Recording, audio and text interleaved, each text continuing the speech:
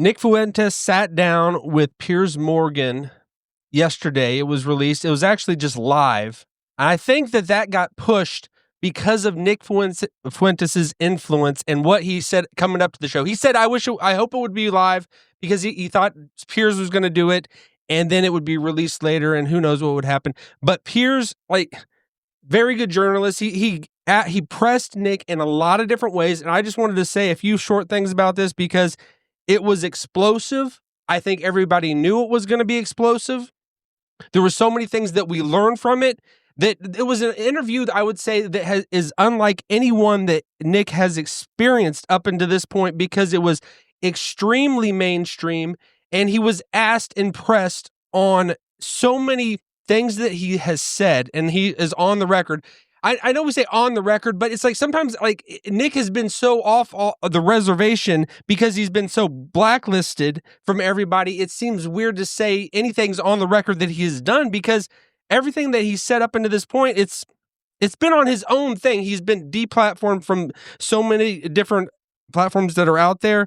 And now he's just coming to light. So he's on the record, I guess, because you can pull footage from everything. And that was what Piers did through the whole interview. It was pretty much clip after clip. The thing that Ben Shapiro did maybe a month or so back, where he just did, and he just lit it up and just showed everything that Nick has said and just everything that's been the most provocative things because they're all clipped.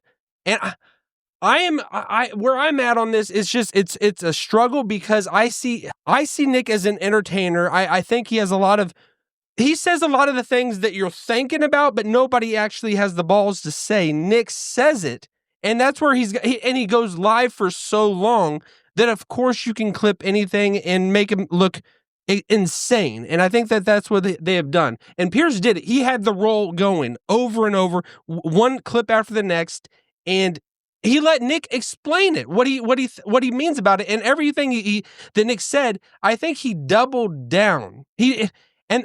Which I admire. I think that, but there are things that are jokes they're jokes that he says, and I think people get that. And when you're just streaming in a room by yourself and you're just going for hours, he says crazy things. He has said crazy things, but he's making it light. He's making it funny. When he's serious, he's serious. I don't want to be I'm not a person that is just going to be an apologist for Nick Fuentes, but he is what drives me the most insane is how people don't feel like they can say what they want. And he has taken it to the extreme, almost to swing that pendulum back, maybe align it more so that we get out of this just cancel culture, out of this political correctness bullshit that we are always in, that we're always finding ourselves in, wherever you're at, because you feel like you can't say what you really think.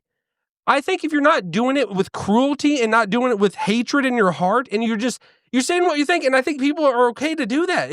And Nick has done that to the most extreme. And I admire him for that. But I would also say I don't agree with a lot of the things that he says. But he's so funny and he's so entertaining. He is the epitome of entertainment now. And if you watch the debate or the conversation that they had, Piers, he had just this posture where he did not want to change his demeanor. He did not want to change his face the whole time. It looked like disgust with everything that he talked to him about. He didn't open it up. It definitely wasn't a conversation of really to get to it. But I get the point that he wanted to really drive at who Nick Fuentes really is, who he really is, and he wanted to hammer that home. He didn't want to get off of that drum. He wanted to pound it till it was a dead horse, walking or dying in front of us. He did not want to let it live. He did not want to let it breathe and come to light. Which I think misses the whole point. If you're just on guard and you feel like you just don't want to be, he didn't want to just ease into this kind of this posture of just, oh, you're cool, I'm cool, let's just get along. He wanted to be the journalist, but it was gotcha the whole thing. It was all about catching him. And I think Nick was a lot more loose. Nick was loose throughout the whole conversation. When it got brought up about his father, you could see that it had been turned. What Nick when he brought up Tucker's father, and Tucker did not like that at all, we saw the reaction of what it feels like to have your father talked about, or anyone that you love, really, but specifically your father. And Nick did not want to go down that road, and he was immediately, you could see just everything just stuck up, and he got, that is the one thing that threw him into defensive mode when that was brought up, and when when Piers kept pressing him about it and kept saying it, because, well, you've thrown it out there on the public domain. Why can't I talk about it? And I think Nick, he just said, take my father out of it. Don't bring him up. And maybe that was just why Tucker was so pissed off about it when his father got brought up, which anybody was. If you do anything like that, say about somebody who they love, you're gonna be not who you really are. You're not gonna say what is maybe what you've thought through. You're not gonna be thinking clearly. And I think Piers got him, and he, like the tabloid journalist that he came from and what he is, he is amazing at sparking controversy. So I think everybody understands that, and he knew how to get under Nick's skin, and he got under it in that part. But I think that was the only thing that got under him. But everything else, I think, overall, I think Piers did a good job. He didn't change his viewpoint, didn't change his stance. He wanted to prove the thing that he already believed. So I don't think he came into it with an open mind. He had Nick in his bubble, in his box, that he didn't want to. He wanted to paint him as the portrait that Piers already had in his heart and not in his mind. And I'm going to say this, and I know this pisses people that hate Nick Fuentes. If you don't like him and you don't have an open mind, I mean, just to hearing him out, you think he says detestable things. Okay, everybody has things in their heart that they're afraid to say.